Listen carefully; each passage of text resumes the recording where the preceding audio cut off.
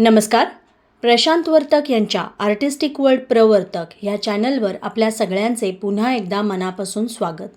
आजचा लेख शीर्षक जीन की भस्मासूर. आपला आवाज लहरींमध्ये कसा बदलतो?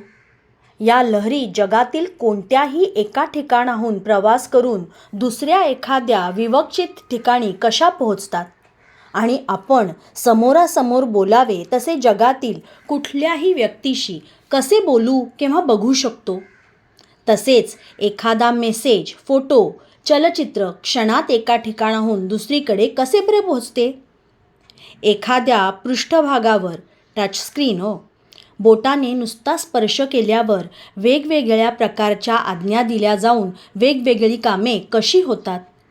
अनेक प्रकारची भरपूर माहिती नखा एवढ्या जागेत कशी साठवली जाते?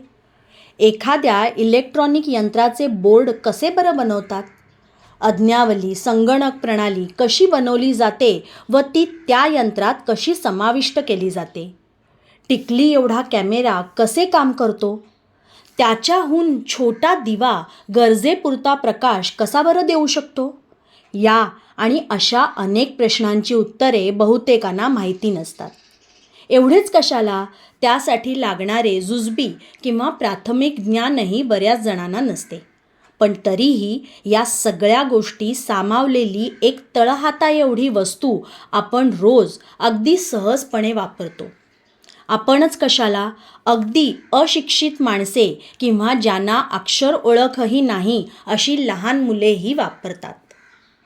मोबाईल ही ती वस्तू आता कोट्यावधी लोकांच्या जीवनाचा अविभाज्य भाग झालेली आहे. कित्येक जण तर असे आहेत की ते मोबाईलशिवाय आयुष्याचा विचारही करू शकत नाहीत. पर्सनल कम्प्युटरनंतर या वस्तूने माणसाच्या जीवनात आमूलाग्र क्रांती घडवली आहे. मोबाईल सुरुवातीला कुठूनही कुठेही बोलू शकणे या कामासाठी बनवला गेला. पण हळूहळू त्यात इतक्या विविध सुविधांची भर पडत गेली की आपल्या दैनंदिन जीवनातील बहुसंख्य गोष्टी याद्वारे अगदी चुटकीसरशी नाही तरी बोटांच्या काही हालचालीने सहजगत्या होतात. बहुधा हे जगातील सर्वात बहुपयोगी यंत्र असावे. आता एखाद्याला खाणे, पिणे आणि मोबाईल आणि त्यासाठी लागणाऱ्या व्यवस्था एवढ्याच गोष्टी दिल्या तर तो एकटा एखाद्या बेटावर जाऊन राहायलाही तयार होईल. खरे तर मोबाईलमध्ये वापरले जाणारे सर्व तंत्रज्ञान हे उच्च दर्जाचे आणि क्लिष्ट असते. पण आपल्या वापरात येईपर्यंत ते किती सोपे होऊन गेलेले असते. म्हणजे त्यातील काही गोष्टी तरी आपल्याला यायला लागतात किंवा शिकायला लागतात अशी काही आवश्यकता नसते किंवा गरजही नसते. कोणतीही गोष्ट फुकट मिळाली की त्याची किंमत नसते. तसे मोबाईलचे झाले आहे. तांत्रिकदृष्ट्या अतिशय गुंतागुंतीचे हे यंत्र आपल्याला विनासायास वापरता येते, त्यामुळे आपल्याला त्याची किंमत नाही. इतकेच कशाला, लहान मुलांनी त्रास देऊ नये, गप्प राहावं म्हणून त्यांचे पालक त्यांच्या हाती मोबाईल देतात. काही पालक हौसेपोटी, लाड म्हणून, स्टेटस म्हणूनही मोबाईल देतात आणि त्यामुळे त्यांनाही त्याची किंमत नसते.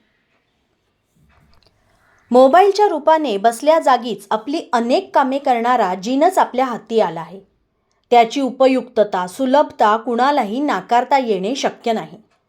त्यात समाविष्ट झालेल्या आणि होऊ शकणाऱ्या सुविधा हे सारे बघता त्याचा वापर टाळणे हे अशक्य होत जाणार आहे.